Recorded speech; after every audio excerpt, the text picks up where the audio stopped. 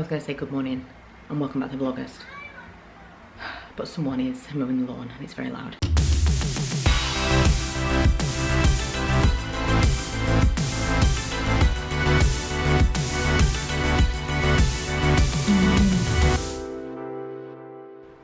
Look at this. I am worse for wear this morning. Way too many Southern Comfort and Cokes last night. Way too many. And we got home I haven't even seen, I know I vlogged. I don't know what I vlogged about, but I haven't even seen the clips.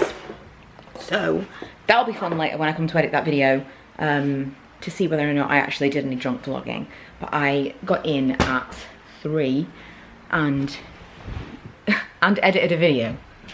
And then we ended up going to sleep about 4. And then I got up about 8:30, 9 o'clock. Well, woke up about 8:30, 9 o'clock this morning. Not that you need a play-by-play of my life, but I am tired today. A little bit headachy and, what's the word? Delicate. Bad news. I think because we stayed out so late last night, my hangover has crept up on me this afternoon. I just feel like, well, I got to bed. Lee has gone to get McDonald's for everyone and Taco Bell for me. So that will hopefully make me feel a little bit better. And I'm going to play a little bit of Sims and watch some Simpsons. It's probably what is going to happen now. I'm trying currently to print something off for my mum because she needs to return something. And I'm trying to print it off and it's not working. The printer is offline. It's not though, is it? I do not love a Bluetooth printer. I have to use it all the time. And it is so finicky. I've come downstairs from telling Milo it's bedtime to this. Manny has entirely not been posed this way, fully taken over where I was sitting, to the point of now he kind of almost looks like he's running some kind of business. He's even got my phone underneath his arm. His arm. His arm, you know what I'm saying. Good morning. Obviously it's the next day. I was just wiped out yesterday. Understandably so, if you saw the vlog the day before. I've just edited them both. And the vlog the day before, I came home at 3:30 in the morning and I'm like, so. Which is always entertaining to watch back. I'm sorry I'm yawning, but I'm so tired. I got up early this morning to get some work finished before we go away for the day.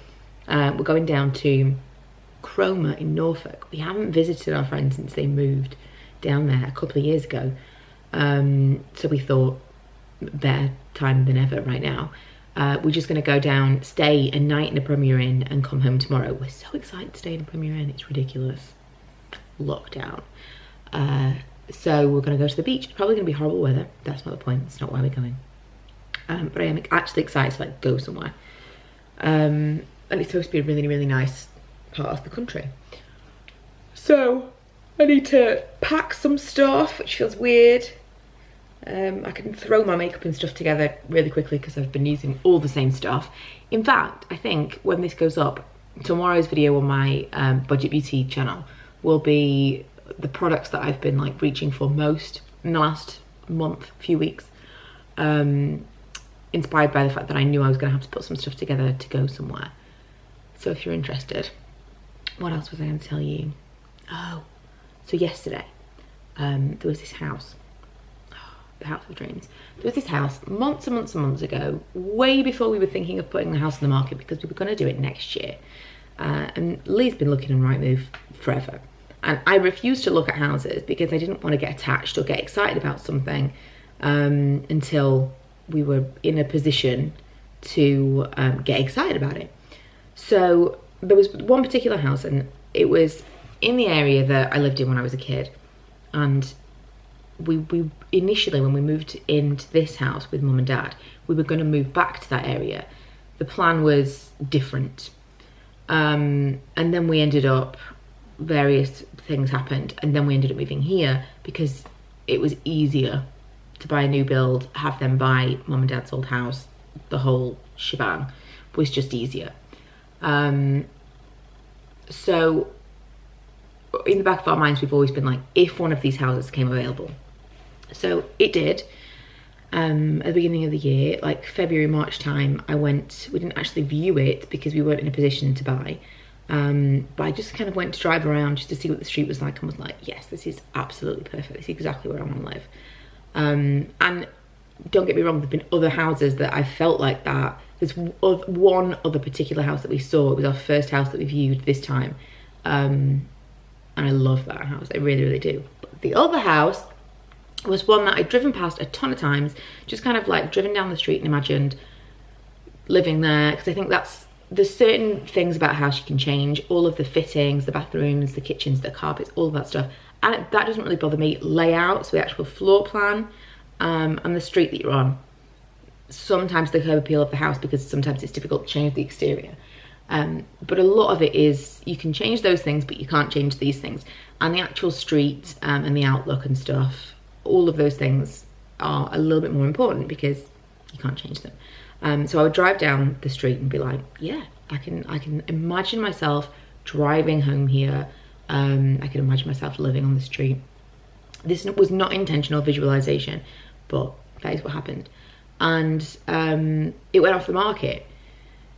Anyway, I didn't really think anything else about it, and we've seen other houses since we've had our house up for sale. And then yesterday, so on Friday night, we were visiting with our friends, and they, who are building their own house, I'm going to give you some updates about that this week. They were very, what's the word I'm looking for? Enthusiastic about us putting an offer in on our house before we've sold our house, which I wouldn't have done. And we know we still haven't done. But they said when they sold their house, the person who bought it, they hadn't sold their house yet, but they weren't in a mega rush to move. And they were like, you know what? We'll give it like a month or whatever, and we'll see. So as they said, it's up to the buyer as to whether or not they accept, even temporarily, an offer from someone who isn't really in a position to move yet. But if nothing else, it does say that you're interested. It does register interest. So we were all ready to do that on this other house that we loved. And then the morning of, this house became available. And it feels weirdly fated. It came back on the market the next morning after we'd said maybe we would do that. Possibly to stop us from putting an offer in on the other house. Depends on what you believe in, but I do believe in something beyond coincidences. So as soon as we can, we're going to go and look around it. I'm so excited. This particular house has got all of the space that we could possibly need within budget, exactly where we want to live. It needs some work, it needs carpets and stuff. A lot of the things, it's just cosmetic and we could work around it quite cheaply. But the upstairs space, everyone's got a really good sized bedroom. We would have space for somewhere where I can film. I would have space for an office that I can work in during the day, for my like regular job. There's just, of all the houses that we've looked at, because everyone loves open plan these days. Everyone loves like all living communally, and we need separation for multiple reasons.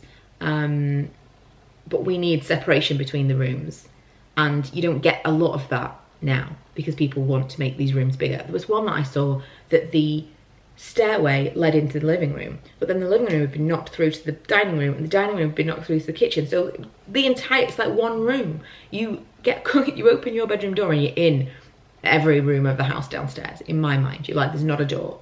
And I like a door, especially after lockdown. I think everybody appreciates a door to close behind them. But everything about this house is just perfect. And so I thought I would share with you that is like a little glimmering thing of hope in the distance. That is quite exciting, because I just kind of hadn't forgotten about it. I still have a picture of the house on my phone. It's that stalkery that I drove past it, took a picture of the house, maybe it is. But yeah, it's exciting to think that maybe that house is meant for us. And I will leave my windows open so that I can